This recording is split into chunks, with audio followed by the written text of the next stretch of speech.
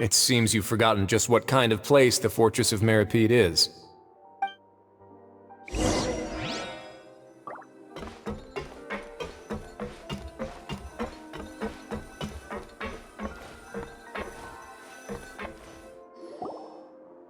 Stand on the central plate.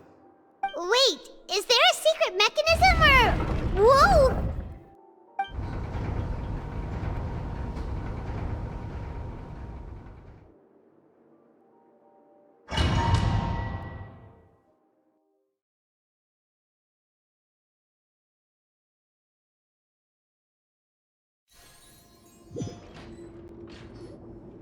So, this is the Forbidden Zone?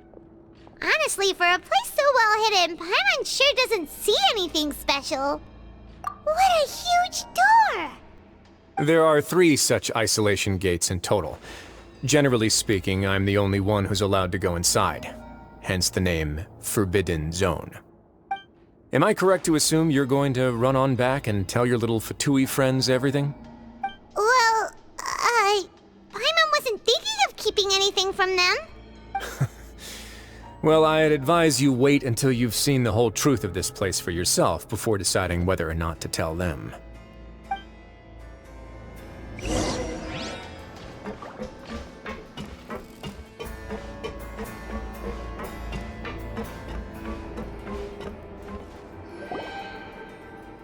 Huh.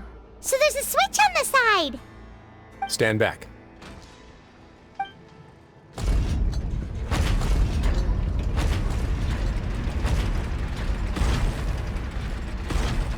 Whoa! They all just went up one by one! Go on, have a look.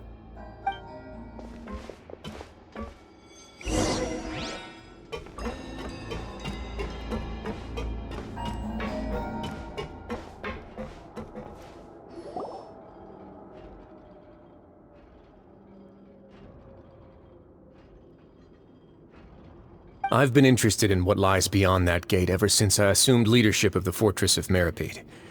Of course, it would be unwise to recklessly open it, but it'd also be risky and negligent to simply ignore any potential danger that could be behind it. The readings on that dashboard have not budged since the day when I first laid eyes on this place. But over the past year, the needle has crept upwards from its original position, likely because some parameter it's been tracking has changed, if only infinitesimally. Normally I would have ignored it, but I happened to have some free time when I noticed it, so I investigated. Any guesses what the reading could be tracking? Very reasonable guesses. I've considered both of those as well. Unfortunately, our dashboard is tracking something less ordinary. The temperature should vary with weather and climate changes, so for something that rarely shifts, the water pressure is more likely. We ran a few tests to increase the pressure from the outside, but the readings didn't change at all.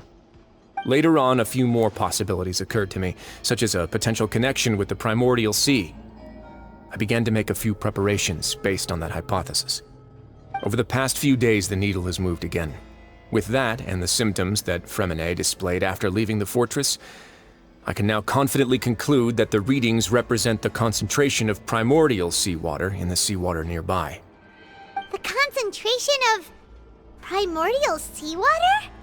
But we're already under the sea! And that is precisely the problem. We're at the bottom of the sea, and now we're surrounded by toxic seawater. Somehow, primordial seawater got mixed in, and the concentration is steadily rising. Yes, that's very likely. But forget about the two of us! Not even Novelette knows where the primordial sea could be, much less where we could find and plug a leak. Oh. Oh! Seems like you've figured it out. I believe the primordial sea lies directly beneath this sluice gate. For some reason, the primordial seawater levels have risen significantly, and it's now very close to us. The indicators are now red. Although the gate still stands, some primordial seawater has already leaked out and mixed into the sea around us. If this continues, soon it will no longer be able to hold back the primordial sea at all. Yeah, you know what the legends say. If this place falls, then everyone in Fontaine will be turned into puddles in the span of a night. But that's just too weird! Why Meripede be built right above a sluice gate for the Primordial Sea? Who built this place anyway? Your expression tells me you think this might be part of a vast, complicated conspiracy. To be honest, you might find the actual answer may be exceedingly boring. It's just that the secret of the Forbidden Zone had been long forgotten by the nation before I rediscovered it with my research. There's no single founder of the Fortress of Meripede in any traditional sense. What we know about its history has been left to us by the people who used to live here.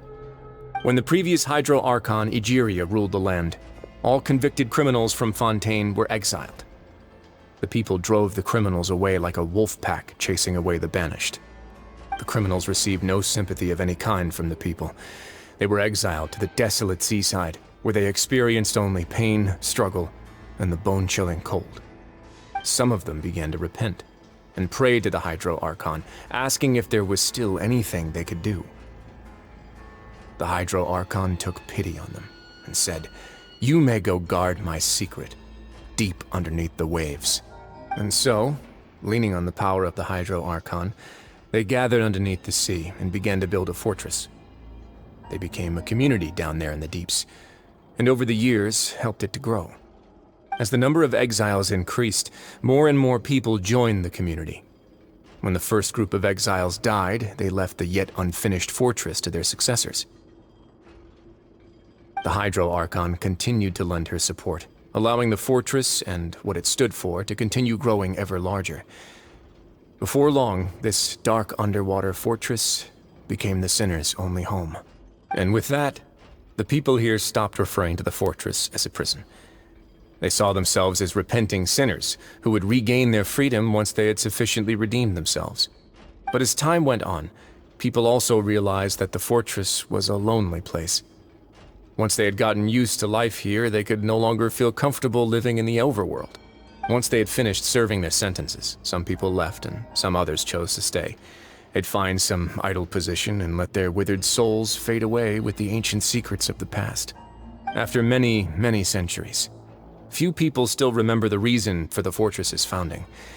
Now they just see it as an integral pillar of Fontainian society, as the place where criminals deserve to be sent.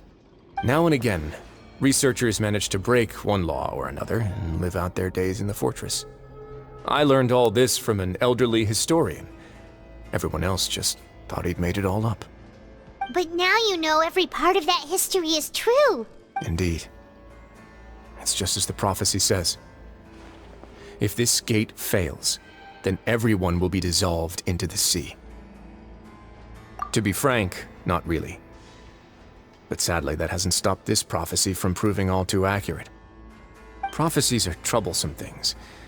Just hearing one will create the first wave of panic. Seeing signs of it will bring about the second, and actually witnessing it in real time, the third. Let's go somewhere else. I want to show you something.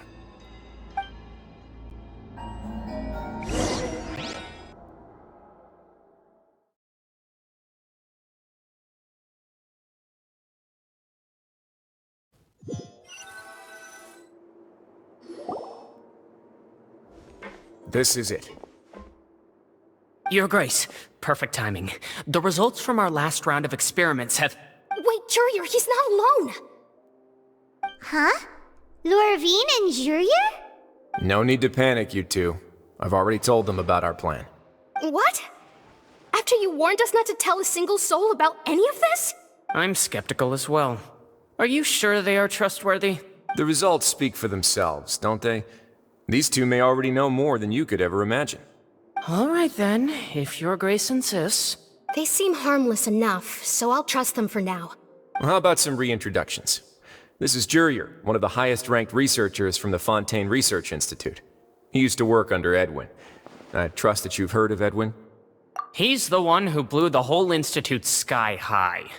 Everyone knew he was a bit crooked in the head, but you're not local, so I guess it's possible for you not to have heard of him. Edwin's main areas of research were archaeum and gravimeters. As his assistant, Jurier is quite familiar with them as well. I hired him to be my technical consultant. You want to blow up the Fortress of Meripede? What a lovely idea. I'm already imagining it in my head. Gotta admit, I'm tempted as well. Guys, focus! Focus! That taskmaster over there is Miss Lorvine, and is also one of my technical consultants. While Jurier used to be Edwin's assistant, she used to be Jurier's assistant. Ooh, are they together? See, everyone keeps asking this question. Are you too sure you're not a couple and just using your work as a convenient cover? Your Grace, I am not in a relationship with this man. If I dated her, I'd officially be madder than Edwin. Jeez, forget I said anything then. Follow me. Whoa, there's another door that goes right up. Your constant amazement makes it seem like the fortress can do anything. But Paimon really thinks everything's super cool.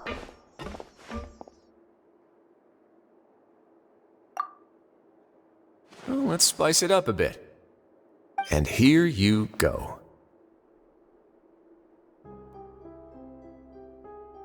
What a huge ship?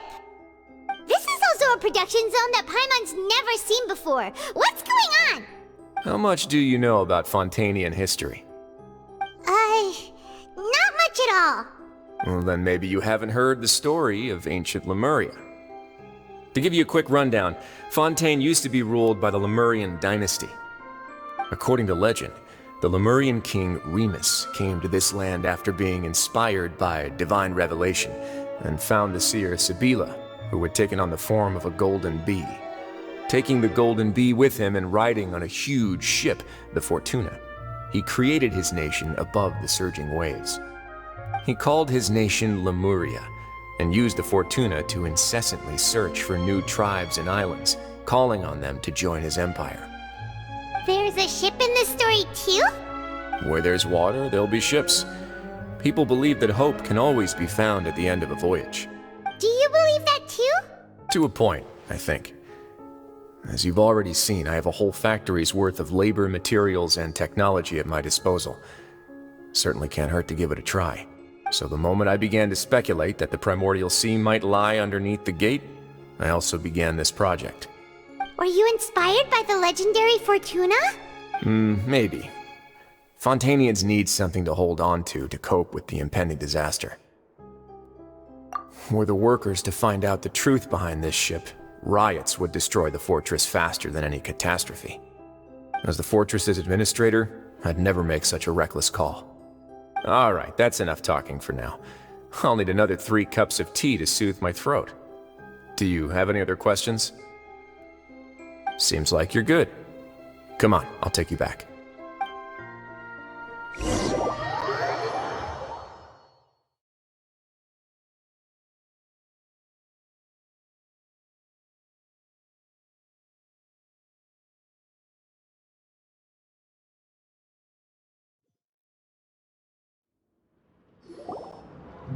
I'll leave you here for now.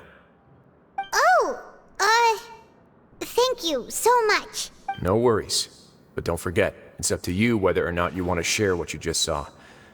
What you do from here on out will likely affect those 3 as well.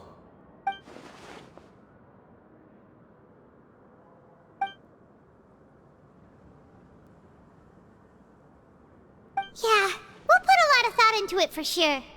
Great. I look forward to what happens next.